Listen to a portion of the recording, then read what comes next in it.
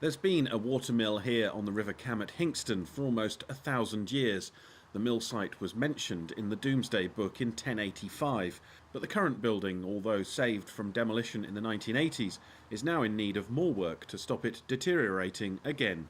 We've started this appeal to raise some money so we can actually repaint it, replace a lot of the wood, the timbers that have rotten, to keep this mill going into the next century. The mill is owned by the Cambridge Past, Present and Future charity, and they can still get it moving, powered by the force of the River Cam. For hundreds of years it was used to grind grain brought here by local farmers. A lot of the machinery in here, a lot of the tools are original to the mill, so it's kind of a working museum, one that we're keeping going so people can see how animal feed and flour used to be milled throughout the generations.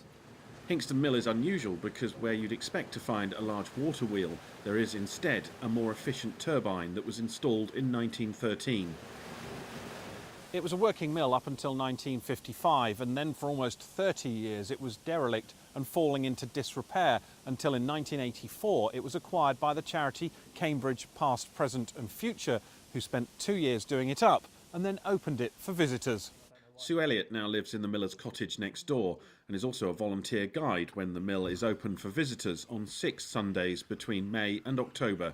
It's a terrific thing to do because it's one of the few things the village has got left.